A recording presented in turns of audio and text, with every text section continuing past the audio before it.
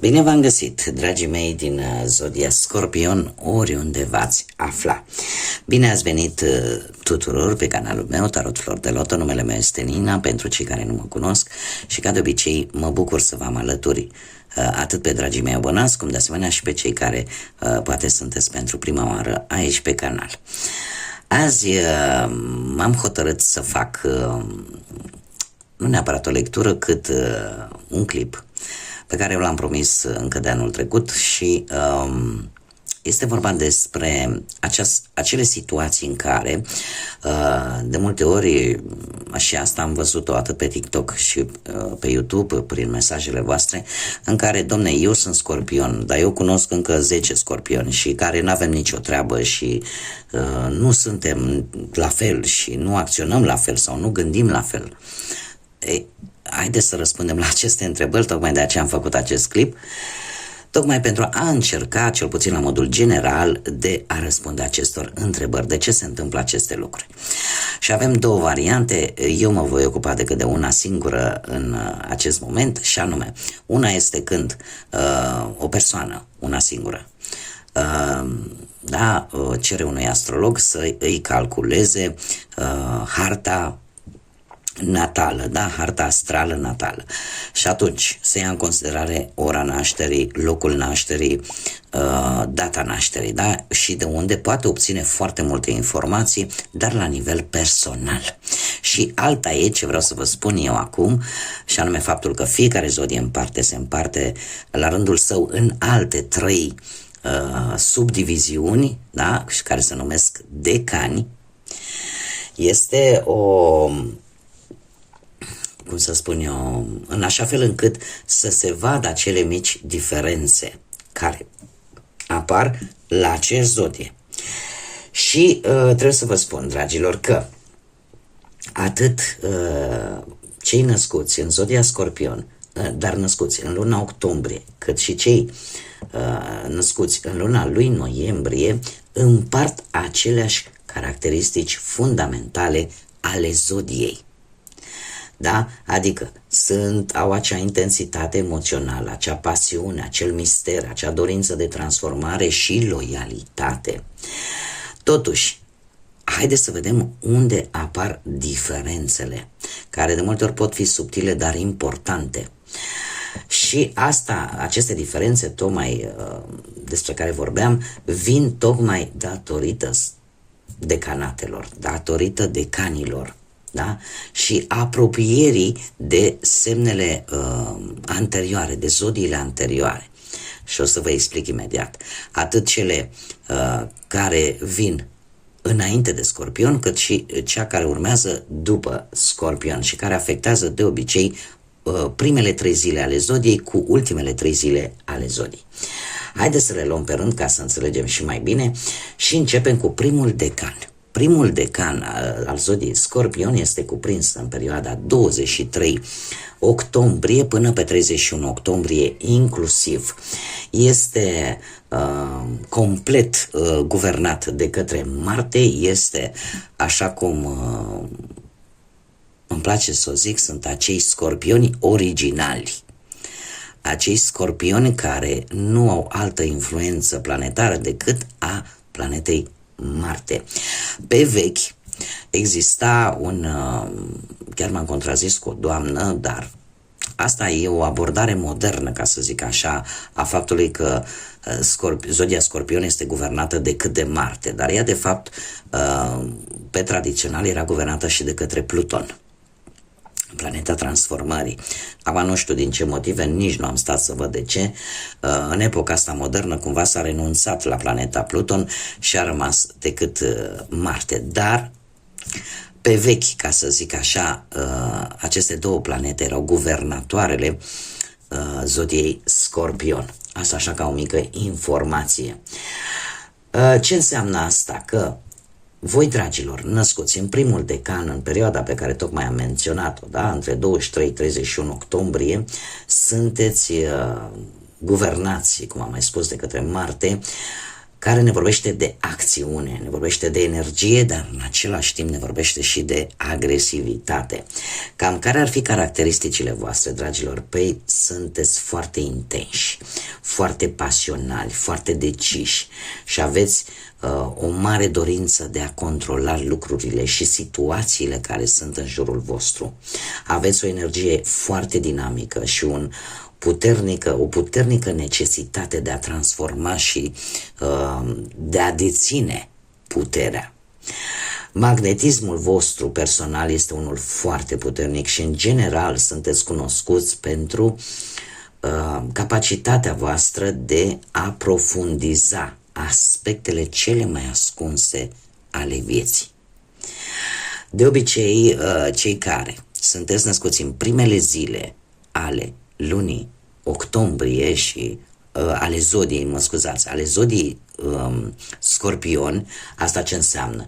23, 24, 25 octombrie, mare atenție, voi, dragilor, din primele zile ale zodiei Scorpion, aveți și o influență pe lângă toate acestea, primiți și influența zodiei anterioare, care este Balanță. Asta ce înseamnă? Că cumva combinați anumite aspecte ale zodiei Balanței cu cele ale Scorpionului. Asta ce înseamnă? Că sunteți mai diplomați, mai sociabili și mult mai echilibrați în relațiile voastre. Sunteți, un amestec de intensitate emoțională cu o abilitate pentru a negocia și pentru a menține o anumită armonie în mediul vostru. Da? Atât în relațiile sociale, cât și în cele sentimentale. Acum, ca să aducem oarecum și în plan pe Pluton, pentru că eu simt că trebuie să fac acest lucru, Pluton vine și cu acea energie transformatoare. De obicei aveți parte de-a lungul vieții voastre de transformări și de schimbări majore. Aveți un nivel de înțelegere mult mai mare. De obicei aveți parte de foarte multe noi începuturi de-a lungul vieții voastre și de obicei sunteți conștienți că pentru a vă regenera, pentru a renaște, întotdeauna va trebui să lăsați în urmă ceva ce de obicei v-a cam doborât la pământ. Da? Cam asta ar fi influența lui Pluton. Acum, haideți să vedem pentru voi, dragilor, că am lămurit cum stă treaba cu cei născuți în primul decan, cum am mai spus, născuți în perioada 23 octombrie până pe 31 octombrie inclusiv. Haideți să vedem care este energia voastră, sunt multe. Să vedem dacă vrea să-mi dea o carte. Grija apei. Grija apei, avem un 9 și aici avem zodia Vărsător. Dragilor, se pare că sunteți într-o energie de generozitate, de a fi nobil și a păstra un echilibru în viața voastră. Se vede foarte clar aici prezența caracteristicilor zodiei Balanță, da? Care în permanență toată viața caută echilibru și armonie. Se pare că sunteți într-un moment în care aveți mai multă grijă de către ceilalți și sunteți mult mai etici, iar eu aș spune că unii dintre voi chiar simțiți nevoia poate de a lua contact mai mult cu zonele în care există poate apă sau faptul că avem un 9. Da? Asta îmi vorbește de compasiune și de generozitate umană. E posibil ca unii dintre voi să începeți ușor să recoltați ceea ce voi ați semănat. Dacă voi ați semănat generozitate, ați semănat o comunicare bună, cumva e timpul să și primiți înapoi toate aceste lucruri. Unii dintre voi chiar sunteți în momentul în care să închideți capitole în viața voastră și sunteți în perioada de pregătire pentru a începe noi etape. Trebuie să vă spun că și numărul 9 este guvernat de către Pluton, exact ce vă spuneam, dar în același timp și de către Neptun. Da? Unii dintre voi aveți vise, aveți lucruri pe care vreți să le îndepliniți, vreți să ajungeți într-un anume punct din viața voastră sau pur și simplu intuiția nu o să vă înșele așteptările, da? O să fie la cote maxime. Faptul că avem și Zodia Vărsător, asta îmi spune că sunteți foarte inventivi și aveți o viziune foarte futuristă în ceea ce privește poate o anumită situație sau o anumită relație. Mergem mai departe și haideți să vedem ce ne spune al doilea decan. Al doilea decan sunt persoanele din Zodia Scorpion născute în perioada 1 noiembrie până pe 10 noiembrie și voi, dragilor, sunteți subguvernați pe lângă Marte și Pluton, sunteți subguvernați de către Soare.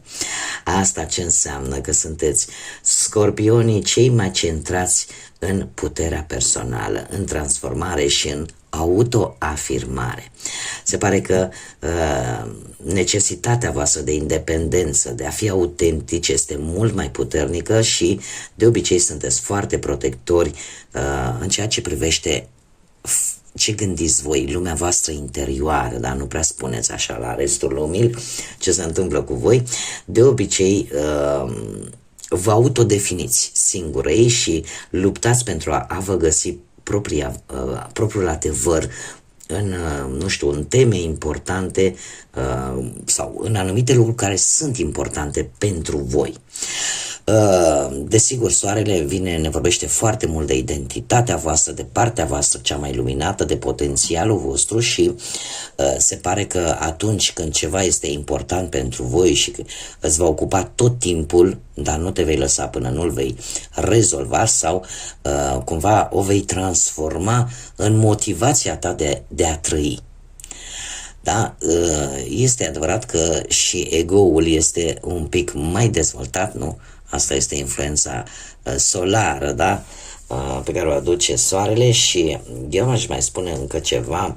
Aici apare o ușoară influență și a Zodiei Leu. De ce? Pentru că, în general, simțiți nevoia să vă simțiți voi special, unici. Da? Cam în tot ceea ce faceți. Și de obicei aveți o energie foarte creativă, în mare parte pozitivă, care de obicei va atrage privirea, da? Și chiar dacă câteodată sunteți văzuți ca persoane extravagante, care poate le place să iasă în evidență într-o anumită vestimentație, nu este niciun fel de problemă pentru voi, pentru că de fapt voi asta vă doriți. Haideți să vedem care este energia voastră, dragilor, cei din al doilea decan. Cei care sunteți, cum am mai spus, născuți în perioada 1 noiembrie, 10 noiembrie. Ia stai să vedem că aici vă dați să întoarcă ceva. Hei, avem un 5. Încă o dată se repetă Zodia Vărsător, dragilor, ăsta e un semn. Da, cel puțin pentru primele două decane. Dragilor, voi, nu știu dacă voi sunteți în faza în care ați fost făcuți, poate cineva a încercat să vă pună în ridicol. Asta ce înseamnă? Poate a încercat să vă închidă gura sau poate a încercat să vă dezonoreze într-o anumită situație sau să vă umilească. Și sau poate ați traversat o perioadă în care au avut parte niște schimbări destul de dure pentru voi, în care instabilitatea și anumite obstacole, anumite tensiuni au adus cu sine niște schimbări destul de mari și voi în acest moment simțiți nevoia de libertate și să ieșiți cumva din toată această stare. Cumva unii dintre voi v-ați dat seama că trebuie să fiți un pic mai flexibil și să încercați să vă adaptați acestei noi situații, chiar dacă în acest moment voi, dragilor, vă simțiți vulnerabili. Vă simțiți vulnerabili și încercați oarecum să găsiți o cale de ieșire din respectiva situație, indiferent despre ce situație e vorba, că este vorba de sentimentală, că este vorba financiară sau profesională, e aici ceva ce nu v-a făcut bine. Cineva v-a făcut de rușine sau voi simțiți că v-a făcut de rușine și aici simțiți un pic vulnerabilitatea asta. Este ceva ce se întâmplă în interiorul vostru, poate să fie și lucrul acesta în interiorul vostru, să se întâmple acest tumult de gânduri, da? Și cumva vreți să se încheie cât mai repede posibil. Faptul că se repetă încă o dată zodia Vărsător, eu aș spune că unii dintre voi e posibil să deveniți foarte intransigenți, așa, în ceea ce privește o legătură, o relație și se pare că modul vostru de a gândi va fi unul destul de diferit. Veți vedea lucrurile într-o perspectivă foarte schimbată față de cum le vedeați până în prezent. Acum, hai să trecem la cei care sunteți în al 3-lea decan, perioada cuprinsă între 11 noiembrie până pe 21 noiembrie și care este subguvernată de către Venus. Da? Asta ce înseamnă? Că sunt scorpionii cei mai pasionali, mai ales în dragoste, cei mai carismatici și care au o intensă necesitate de a avea legături foarte profunde. Se pare că concentrarea lor pe relații este mult mai emoțională și de obicei foarte transformatoare. Tindeți să fiți voi, dragilor, din al 3-lea decan, să fiți foarte protectori, foarte loiali, foarte exigenți în ceea ce privește relațiile voastre personale, fie ele de familie sau sentimentale. Desigur, aici trebuie să vă spun un lucru și anume, cei născuți în ultimele 3 zile ale zodiei, mai precis avem 19 noiembrie, 20 noiembrie și 21 noiembrie, voi primiți, în afară de caracteristicile cu care vine planeta Venus, da, care guvernează decanul vostru, voi mai primiți, dragilor, și influențe ale zodiei următoare, care este Săgetătorul. Asta ce înseamnă? Că cumva se va combina intensitatea și pasiunea Scorpionului cu libertatea și optimismul Săgetătorului. Ce este de aici? Asta vă face să fiți mult mai aventuroși, da? Mult mai puși pe aventură, cu simțul ăsta al aventurii, mult mai filozofi și, în general, mult mai orientați către creșterea personală. Haideți să vedem, pentru voi, dragilor, din al 3-lea decan, ce energie avem. Dragilor, voi, în acest moment, avem un 9. Primul și ultimul decan, după cum vedem, avem un 9, cifra 9 și de data aceasta semnul peștilor. Avem crucea, ne vorbește de un sacrificiu, de o situație pentru care te-ai sacrificat foarte mult și care a venit momentul să se termine. E posibil să unii dintre voi să vă lăsați bătuți efectiv, adică să nu mai insistați într-o anumită situație, tocmai pentru că e prea mult timp de când s-a perpetuat respectiva situație și cumva, știi ce, am încercat tot ce se poate, până aici a fost să fie. Alții, din contră, sunteți într-o energie în care îi puneți pe ceilalți pe prim plan. Și asta pentru un bine comun. Da? Pentru ceva mult mai mare față de ce s-ar gândi persoanele respective. Alții ați depus un efort aproape eroic în a rezolva o anumită situație. Da? V-ați sacrificat, cum am mai spus, destul de mult și se pare că cumva este momentul în care lucrurile astea să își găsească finalizare. Da? Este un punct și de la capăt, cam ceva de genul ăsta, dragilor. Da? Alții sunt nevoiți să lase o anumită relație, să lase o anumită persoană, o anumită situație, pur și simplu să se desfășoare sau să se termine, mai bine zis, în maniera sa perfect naturală, fără să mai insiști cumva în a schimba ceva. Da, e ca și cum mai spune, Doamne, am pus cruce și atât, de aici încolo o luăm de la capăt. Acum, ca și o concluzie, dragii mei, din Scorpion, poate pentru a încerca să mai vă ofer așa mici informații, trebuie să vă spun că care sunt diferențele între scorpionii născuți în luna octombrie față de scorpionii născuți în luna noiembrie. Păi, ca și un rezumat, cei din octombrie sunt mult mai impulsivi, mult mai agresivi și mult mai centrați în puterea personală. În general, concentrarea lor este foarte centrată pe transformare internă și pe a controla mediul înconjurător, da, ce este în jurul lor. Sunt mult mai direcți în acțiunile lor și de obicei sunt mult mai expresivi când e vorba de emoții. De asemenea, sunt mult mai pasionali, deciși și care au o focusare către transformare personală și către a deține acea putere și acel control. În schimb, cei din noiembrie sunt mult mai reflexivi în ceea ce privește căutarea puterii și a autenticității, în special cei născuți în al doilea și al treilea decan. Se pare că influența Soarelui și a lui Venus, după cum bine am văzut, le aduce o mai mare profunditate emoțională. Asta ce înseamnă? Că au o mai bună capacitate de a conecta în relațiile intime și desigur au prin naturalețea lor sunt mult mai protectori și loiali.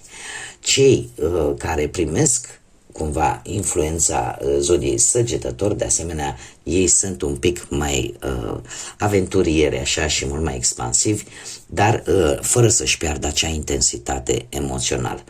De asemenea, eu aș mai spune că cei născuți în noiembrie, toată această influență a lui Venus și a zodiei Săgetător le aduce cum să spun eu, o ușoară, sunt mult mai drăgăstoși, așa, mult mai iubăreți, dar în același timp mult mai expansivi din punct de vedere emoțional de-a lungul vieții. Bun, dragii mei, eu atât am avut de spus. Eu sper că am reușit oarecum așa să vă aduc lucruri noi, informații noi care să vă ajute și să vă răspundă la anumite întrebări. De ce e așa și nu e așa? Vă mulțumesc pentru atenție, vă mulțumesc pentru like-uri, distribuiri și comentarii și faptul că v-ați abonat. Aștept în continuare toate aceste lucruri de la voi și mulțumesc de mii de ori pentru tot acest suport și tot acest sprijin pe care vi-l aduceți de fiecare dată la fiecare lectură. Eu, până data viitoare, când ne vom reîntâlni la o nouă lectură, desigur, atemporală pentru voi, dragilor, vă doresc să aveți parte de cât mai multă energie pozitivă, de cât mai multe lucruri bune, de cât mai multă căldură sufletească și, desigur, numai bine tuturor până la următoarea lectură și, ca de obicei, să fiți iubiți, dragilor.